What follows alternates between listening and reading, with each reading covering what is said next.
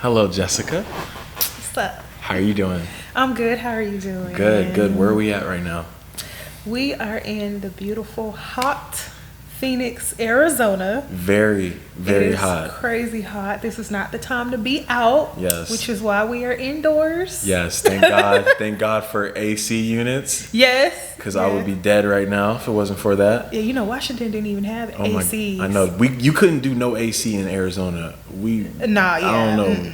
I pray for people who don't have AC here. Right, me too. So right. So I brought you here because I care about you. I love you. You're a beautiful person. You know, every time we've ever connected, it's been genuine and pure. And I feel like that's a reflection of who you are. Like, I think when like you are around me or when I am around you, it's just a certain level of like positivity that is just, it just feels so pure and genuine. Yeah, it's almost inexplainable. Yeah, and so that's always been so attractive to me, you know. And so for someone who's learning themselves, to have people of your ilk in my stratosphere is a true blessing. So I brought you here to kind of talk to you and figure you out and just get a better understanding of how you got to be the person you are. I appreciate that. I'm honored to be here. Wow, thank you. I really am honored. I appreciate that. Thank you. So how did we meet? I think that man, we met in real life, which is cool. Where I was at then is definitely different than where I'm at now. Likewise. So, obviously, like I said, we're in Phoenix, Arizona now, but we didn't start off this way. We started out in good old Washington, and I always like to say this, like coming from the wettest place of the country to the driest place of the country. Right, thank God. Thank God they got water here. Sheesh. Right. Mm-hmm. The water's not the best here, that's the only thing, but that's okay, we got water. Right. But yeah, so one of my favorite spots, at least for me, Same. What's it called? Latitude 84. Yeah. Can't forget that 84. No, don't forget it. They won't let you forget it. They won't. Yeah. Latitude 84. And I've never been a big drinker, but the main reason why I was going was that chicken. That Latitude chicken was my goodness. busting. Like. Oh my goodness. Get a big ass shot. Yes, and some chicken. That's all you need. Yeah. So I was there, one night with my homegirl. She was the one who noticed you at the bar. And she was like, he writing something down. Like, what is he doing? This is Latitude. That ain't vodka, that's water. Like, he's at the bar, you drinking water and writing poetry. That's interesting. Right. So it was her idea for us to move seats. So we were sitting at the table and she decided, let's go sit at the bar. This is the first time I hear this in detail. Yeah, so I like this. I'm into it now. Here we go. I'm like, okay, and she already knew, like, at the time I was in the middle of my divorce. Same. We were both in the middle of our divorce. Both in the middle. Cheers. We both had officially filed. It was only a matter of time. So I was like, shoot, we out. Yeah. All right, bet.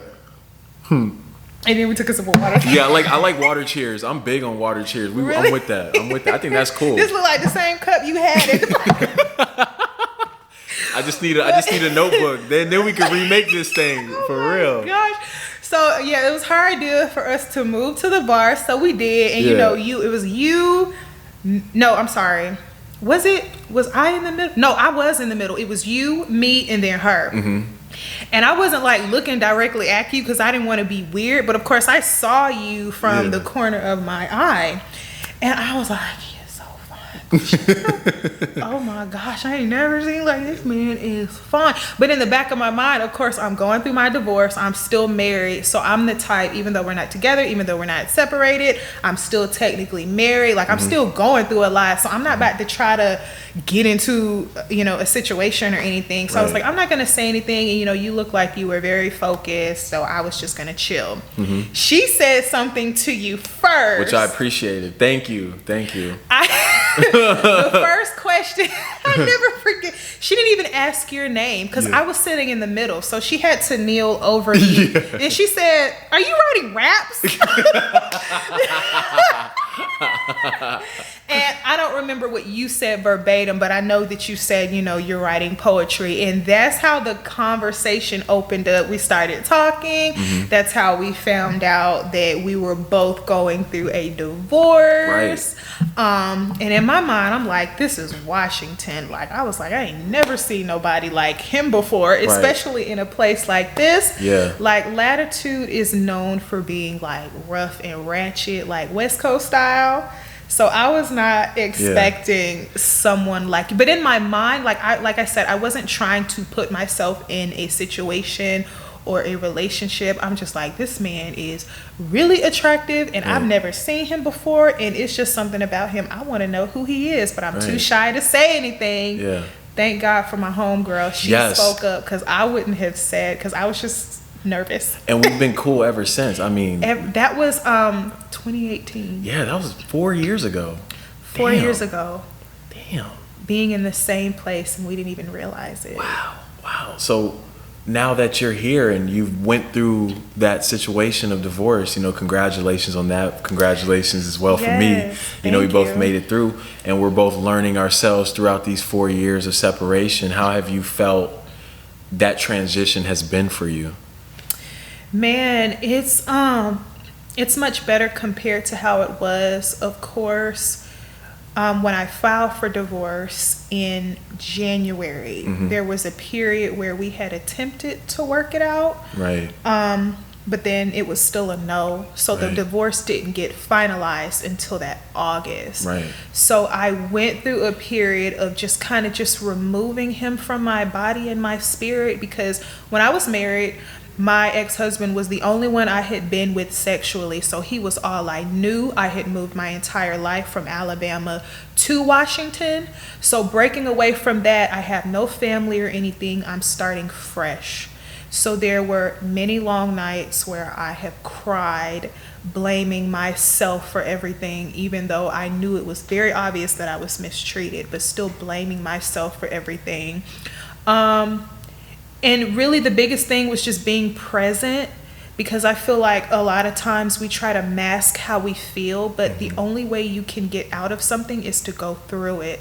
So I had to allow myself to feel, allow myself to be angry and sad and heartbroken. I had to allow myself to feel all those feelings, because it was like also losing a childhood friend. So that was a whole thing. And looking back now, I have so much love for him, but the love kind of transition. It's not, of course, it's not a romantic love. It's a love like, I genuinely care about you as a human being. And even when we were together, I saw so much in you, and I just love the fact that you're doing so well. Like, I love that for you. Right. It is all love, and it's amazing to look back in hindsight at where I'm at now compared to where I was then. It's beautiful. Yeah, I mean, we have similar situations, because I grew up with my ex-wife at the time, and a part of our divorce, it was almost like some form of an identity crisis, because it's like, who am I being? Because that was like the last representation of home for me. Because she was very close ties. She, entrenched with my family and my friends. So it was like taking that step from her was almost like taking that step from my old life in general. And so it was like I'm almost having to reestablish who I am as a new person now. So how do you feel things have been for you now that you're kind of stepping into your own as your own entity?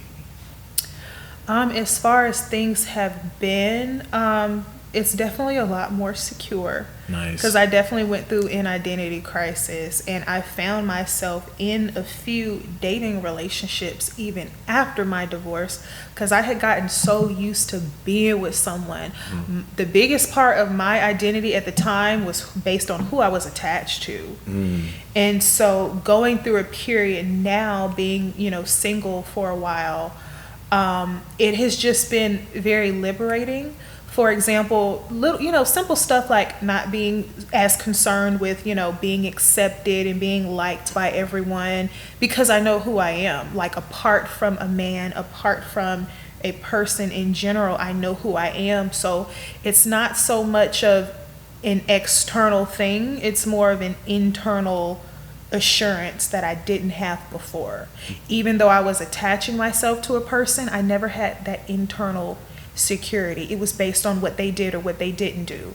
So I really didn't have no sense of control. But now it's like taking that power back. You know, my security and who I am is not based on another person. Wow. There's still a slight fear, honestly. Like, even in the next relationship I get in, one of my secret fears is I don't want to lose myself again.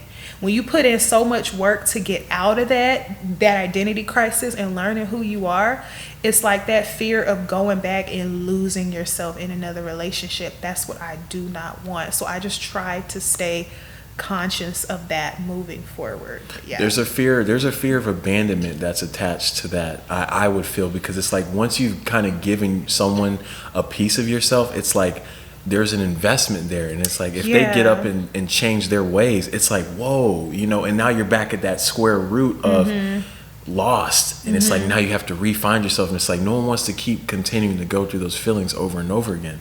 No. Now the transition, given that you've kind of regained the control in your life, do you feel that that's been an attractive trait that people are trying to take advantage of in your new situations that you've engaged in? Like, do you feel like people see the light that you possess and want to like pull from it and not like give to it? Absolutely. They definitely want to pull from it. It's crazy. The same things that attracted them in the beginning are the same things that they want to change later on, whether it's for their own personal gain or they just don't like it anymore. It's very weird. So they definitely want to pull from it. It's almost crazy. It's like they see you shining, and then they're like, she's shining too bright. Let me just go ahead and that's too much. Let me see how I can mess that up. It's almost like that. Like, I feel like some people's motives are like that, and I never understood it. But the brighter I am, the more I feel like people want to pull from that in a negative way and dim it. Wow. It's weird. I don't know why. Have you felt like people have ever tried to entrap you into a situation that you may have not been comfortable being in? And within that realm of relationships, like? Yes. My last relationship, I definitely felt that. I'm naturally a very kind-hearted, kind-spirited, open person. And so one of the past relationships I was in, you know, we were talking every day, FaceTiming, everything was cool. I thought we were getting to know one another. And then the next thing I know, you know, he tells me, of course we're in a relationship, because I brought it up. And when I brought it up, he got super defensive, like I did something wrong. And I began to question myself, like, why can't I ask for clarification when I'm obviously feeling confused? And, you know, he's like, of course we're in a relationship. I wouldn't be on FaceTime with you every day and this and that if we weren't in a relationship. I don't normally do this. And me, I was still in a place of, I felt more comfortable being with someone. So I kind of just went with it. I kind of just, even though there was internal conflict, I used to have a bad habit of just like not speaking up about it, just kind of suppressing it. And so that's when my light started to get dim, not simply from being with him, not because he's a bad person, but because I didn't speak up. I didn't use my voice. I didn't seek that clarity. I allowed things to happen. And that's one of the things I realized being in my past marriage. It's like, I was so used to not having control. Like, stuff happens to all of us. It's a part of life. But we always have a choice. Absolutely. And I had got to a point to where I felt like I didn't have a choice anymore. Like, whatever happened, I just allowed stuff to come in and out. Right. And I'm like, what is going on? Do you not see your worth? You don't have to allow certain things. So I naturally allowed, you know, him to kind of just possess me in a way. With no clarity, filled with confusion, still doing whatever you want to do, but yet I feel so trapped and I'm just going along with it. Like, why? So that's Sure. powerful. That's powerful. I mean, yeah, I definitely had an issue personally with setting boundaries, because I think my first love kind of started off with allowing my partner to maintain majority of the control, which allowed me to kind of succumb to whatever decisions they wanted to make, even if that dictated my purpose and my light. So that's when I realized that the relationship was over for me. You know, before you break up with someone, you break up with them in your mind first. And so once I realized, my dad taught me that. That's real. It's a very beautiful lesson to teach someone. Once you realize that, like, the purpose that you've been placed on this earth to create is not going to occur if you're continuing to attach yourself to this entity. That internal conflict, and you have to make a decision, and that's when you got to choose which way you go. And I'm glad that we both were able and aware enough to step outside of love, because love is powerful. It is power, and it was hard. It wasn't like no immediate step away. Like we took some time. We backed away slowly. I mean, sometimes you got to, you know, people don't just, sometimes people be smoking cigarettes forever, and they can't just quit cold turkey. They got to do the nicotine patch. Right. You know some people have to go through that. So sometimes you got to do the nicotine patch of love. You know what I'm saying? Till you wean off of it. You're like, I'm good now. Right. Exactly. And it's like, now I'm at a point to where I ain't doing all I have that. And I gotta go. Right.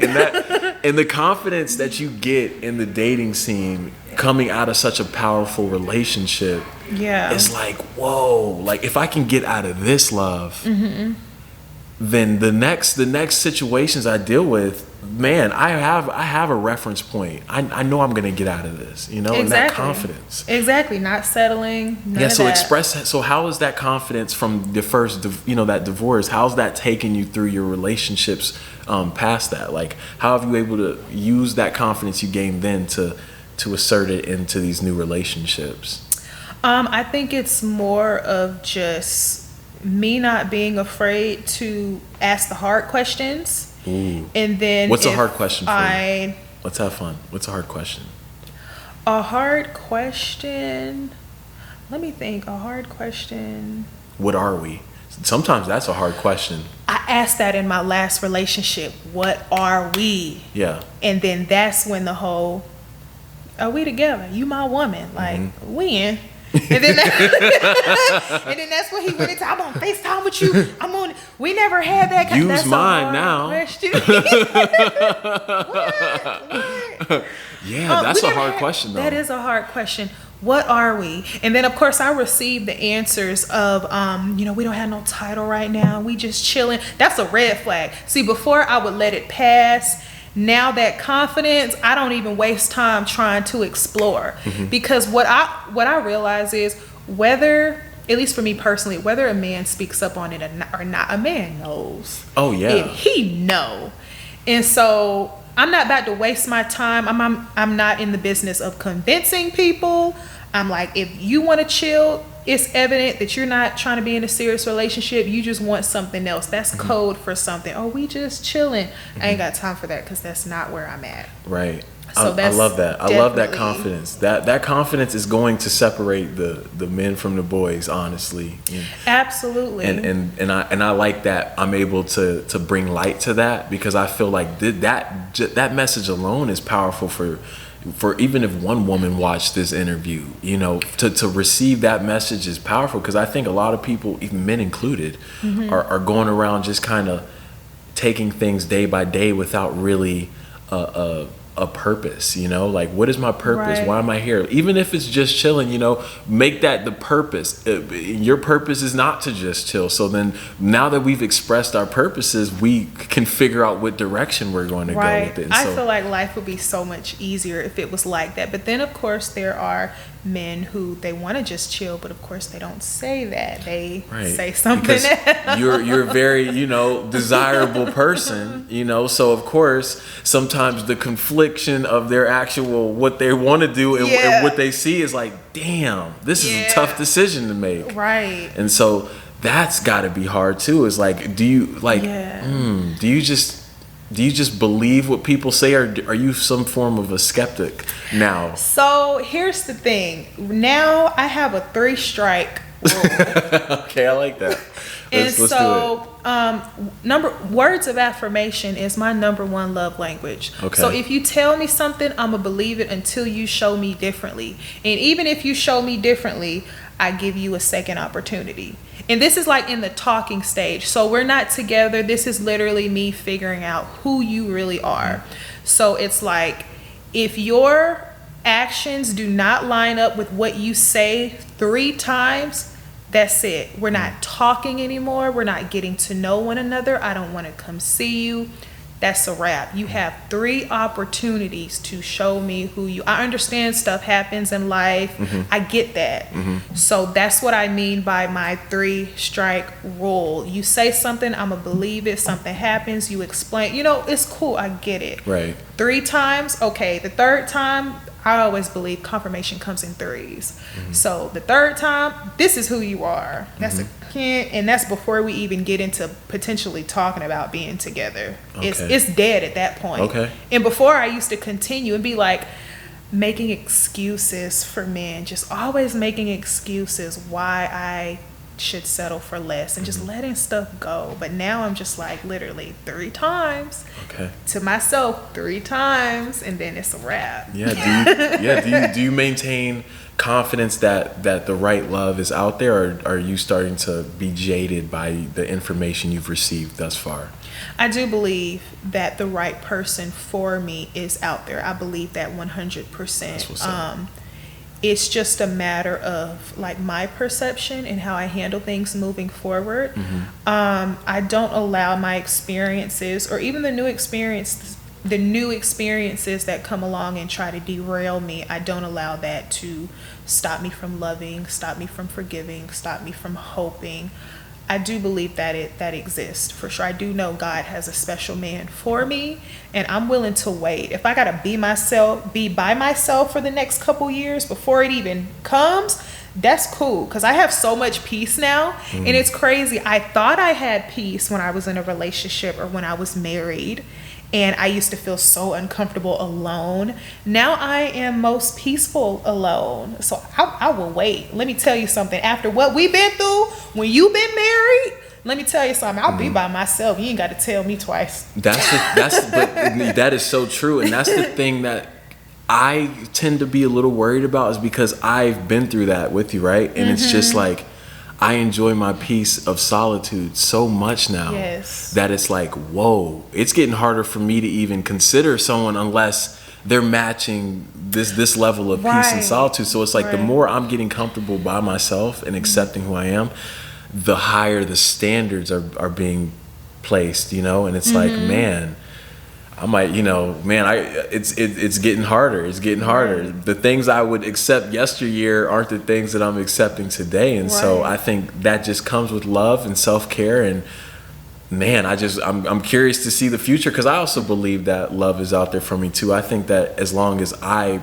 present love internally, then the external love, it'll either be there, or I'm gonna be happy regardless. Because I have both parents. They're divorced right now. So, but I'm starting to look at how their lives are moving, and I'm just like, what would it look like for me if I was still single at this age? How would I feel? And it's like, let me at least prepare myself for that possibility. By starting to do the hard work now and start to love myself now. So, are your parents still together? Yes, my parents are still together. Nice. So they have been married. They got married at 86 in 1986. I don't know how many years that, I would have to do the math. 36 years they've 36? been together? Okay. Wow. They've been together for 36 years. Their marriage has been trying, and a lot has affected me from their relationship. That I didn't realize until later. So it definitely wasn't perfect, but they managed to stay together. Do you feel the pressure of watching of a marriage last that long, and some form of like, okay, this is how my parents lived, I should kind of live in that sort of light, I should find a love at a certain point and be in that same vein as my parents? Do you feel that pressure? Absolutely not. Okay. 100% no. I mean, in terms of, yes, I desire to have a long lasting marriage. That's what I want. I believe I'm going to have that. Yeah. But I know my marriage will be nothing like my parents. And I used to look at my parents' marriage, but I don't anymore because I'm an adult now. And I feel like there comes a point in every child's life where, you know, you're so used to seeing your parents as mom and dad, then you start seeing them as people. Oh man, yeah. I remember that day. That shit, I do it's too. like a light switch. Like you see them as parents, and then as soon as that shit goes, it's they're people. They're people. Exactly. They're human beings. And once that switch went off, I was like, oh, okay. So I have like my own, I know my vision would be distinct. The only thing similar is, yes, I want a lasting marriage like my parents. I want to be able to say we've been married for 20, I want to be able to say that. That's a beautiful thing. I think is it's very beautiful. I mean, I know that our generation is starting to stray away from the traditional mindset of marriage, but there is something to be said about two people who are going in this journey in life, and though they may not align in every way, they figured out how to communicate through the distance, the differences, and still find harmony and love. And I think that's the most beautiful thing to me. You know, it's only getting harder. I mean, with these new things that come in the news, with pandemics and everything, it's like we lean on the spiritual guidance of God, whoever you identify with that to be, and thyself. And so to have a partner who's kind of sees the world in a similar way is beautiful. I think that's like the trifecta. You got everything hitting at one time with that. So are you a spiritual, religious type of person? What do you I don't consider myself religious, but I am definitely a believer. I do believe in Jesus Christ, that he is my Lord and my Savior. So I'm definitely a believer, filled with the Holy Spirit and all of those things. So I do want a partner that also has the same strong conviction, believer of Jesus Christ. I do not believe in being unequal. That's what they call it, unequally yoked. Interesting. So I am a Christian. What's unequally yoked? Unequally yoked is pretty much like you're with somebody, but you're not like equal. Like, so for example, one person like me, Christian, and then the other person is atheist or Christian, Buddhist, or whatever you're unequally yoked. How can you guys become one? Because when it comes to marriage is two people becoming one. How can you become one if you guys are different beliefs, different morals? So what if you marry someone and you guys are both on the same, equally yoked, but then let's say 10 years later they come to a different level of life where they find that their passion may be to go Buddhist? Like how could you see yourself reacting to that situation? I never thought about that. That would definitely be challenging, but at the same time I lean on the Word of God because it speaks on what they call it, the unbelieving spouse is sanctified by the believing spouse. So it wouldn't be like a justification. I wouldn't say I'm going to leave you. No, I wouldn't. It wouldn't be grounds for me to leave somebody.